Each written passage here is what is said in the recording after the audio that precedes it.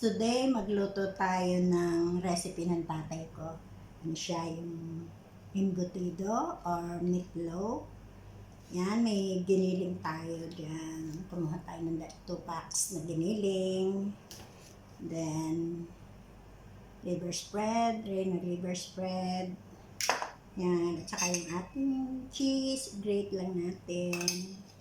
Asin, paminta, at siyempre, eggs, hard-boiled, and ako siya ng breadcrumbs.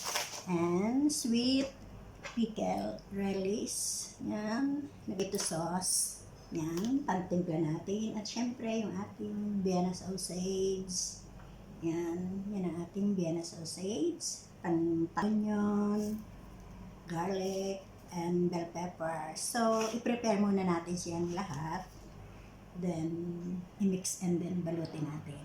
Okay guys, samahan niyo ako hanggang sa maluto natin. Hindi naman kadamihan na ating lutuin, kaya hindi natin nilalahat itong ating cheese. Mga quarter lang ito. Yan, set aside. Half lang. Kasi konti lang naman ang ating gagawin, kaya half lang ito sa kayo na. Yan, i-grate lang natin. Kasi yung patatas naman optional, pampadagdag lang din yun.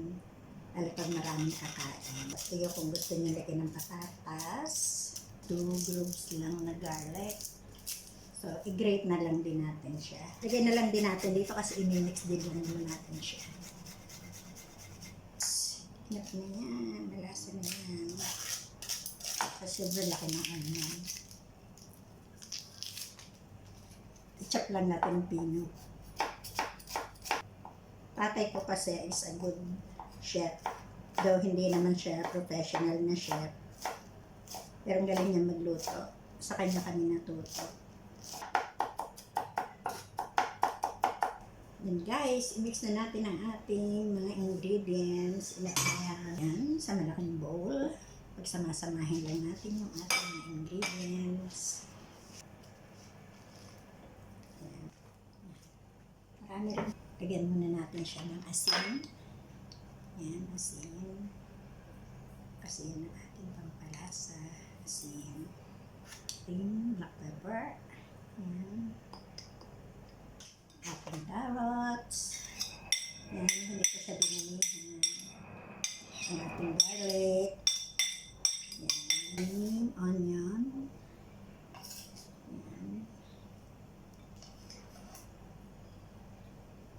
Tatay ko naglalagay ng chorizo de Bilbao, but wala ako nun, so hindi tayo maglagay. Yan, ano to, sweet pickles relish. So, yan, mga ganyan. Dagdagan natin ng konti pa. Mga 2 teaspoon. Lagay natin ang ating harino liver spread. Yan, 2 lagay natin.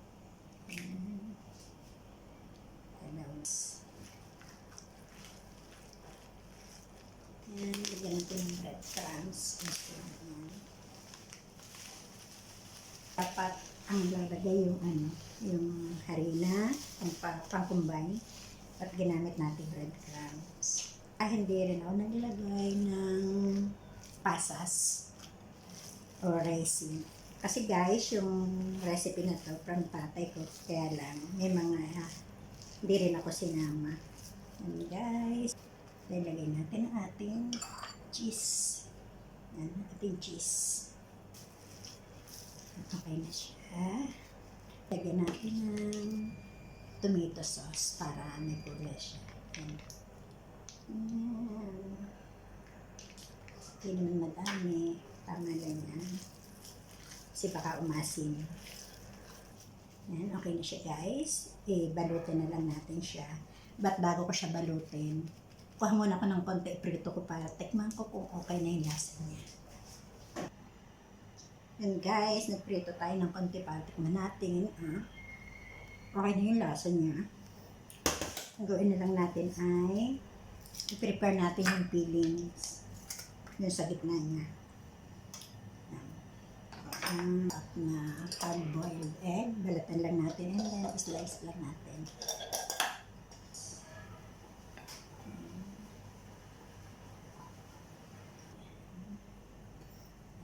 side na. Natin yung libis.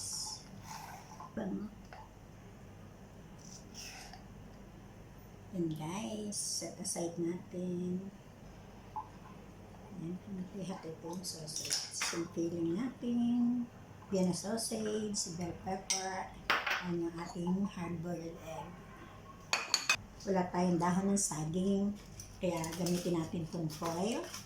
Pero okay lang din to. Pero mas maganda kasi ito. At mas mabango yung dahon ng saging. Kasi may pagkamahal naman pag dahon ng saging yung ginamit. Kaya ito na lang. Okay na din to guys. Gamit tayo ng margarine para sa ating nasa natin yan. Medyo yan. Tagad din natin ng margarine yung ating filling, ang ating meat. Lagyan natin ng margarine yan. Para magpare-pareho sila ng laki. Lagyan natin ng 1 cup. 1 cup.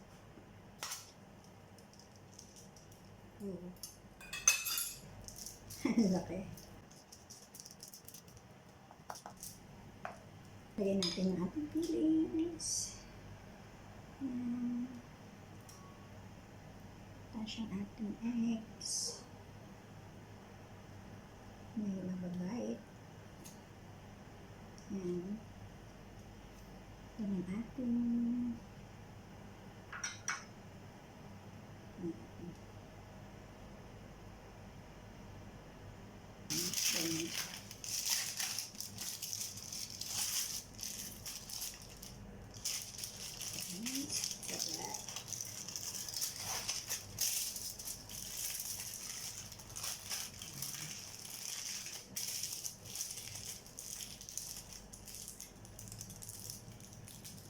yeah.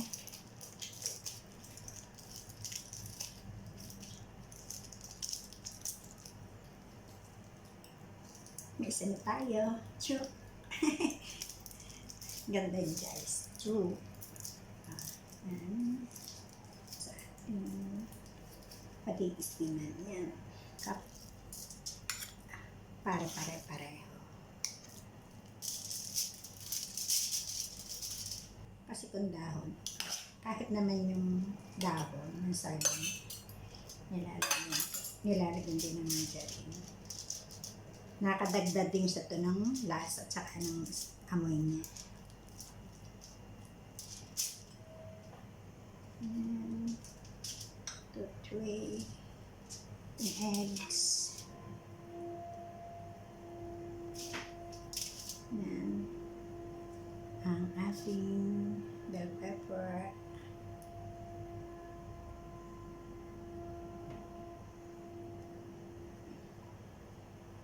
Yan.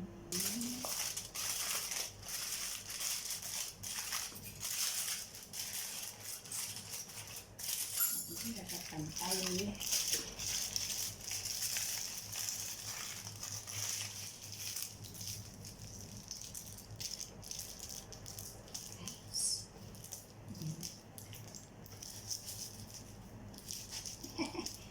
Check. And guys, yung topping, sikit na natin nilalagay para pag bowl na, pag gano'n natin. Parang sushi.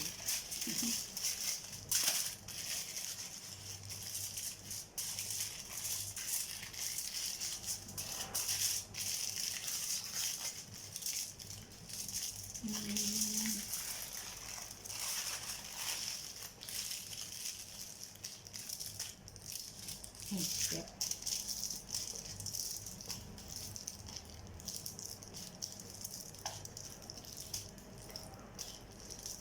Higpitan para siksik siya.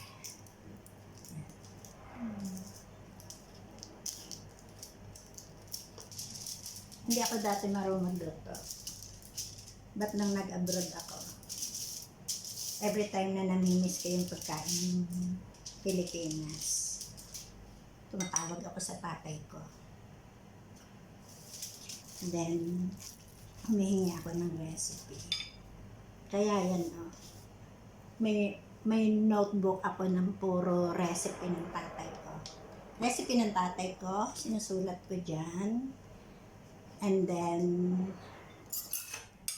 ganun din pag sa ate ko rin. Kaya yung mga recipe ko, either sa ate ko or sa tatay ko, pero yan. Kaya natuto ako magluto. Pero nung nag-start ako mag-abroad talaga is wala akong baon na luto. Kaya sabi nila noon, kung kakayanin ko daw sa abroad, kasi hindi ako marunong magluto.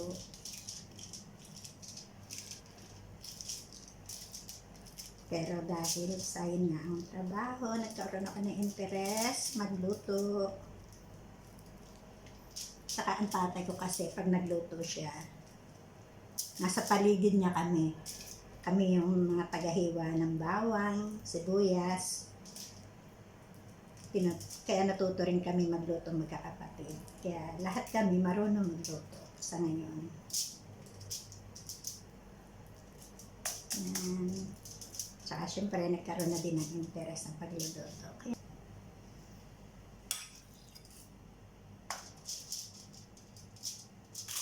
kasi ang lagay ko guys yung ginawa ko.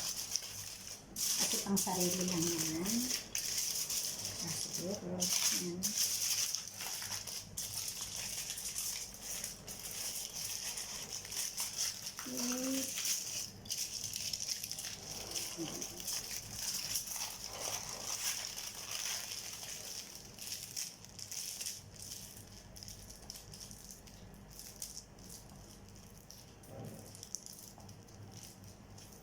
Siyempre, medyo na-improvise lang yung recipe ng tatay ko. Tsaka yung iba hindi ko na nailagay kasi tulad ng chorizo de Bilbao, wala ako noon.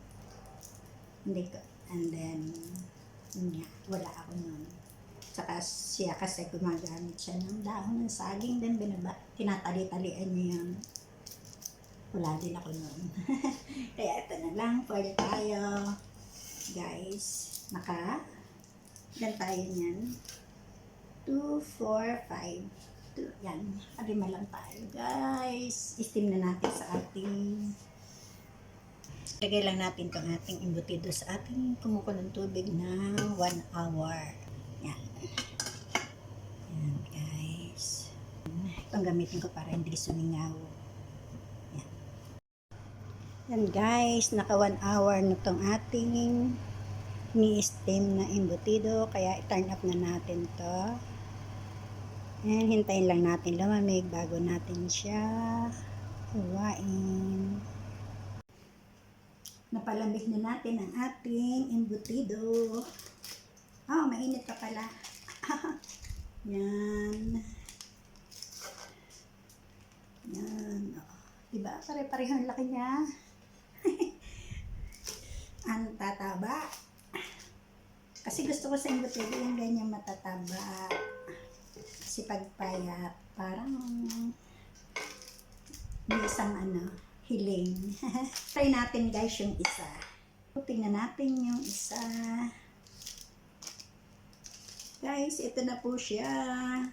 Ito yung ating embutido. Ipan-fry ko lang and then saka natin hiwain. Mainit-init pa siya. Ganap na yan. Yes. Hiwain natin. Oh. Kalma.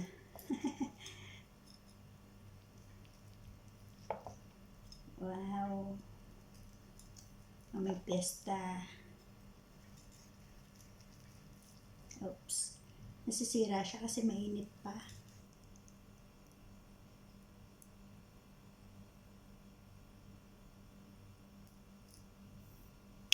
Yes. Guys, ito ng ating embutido. Wala na yung isa.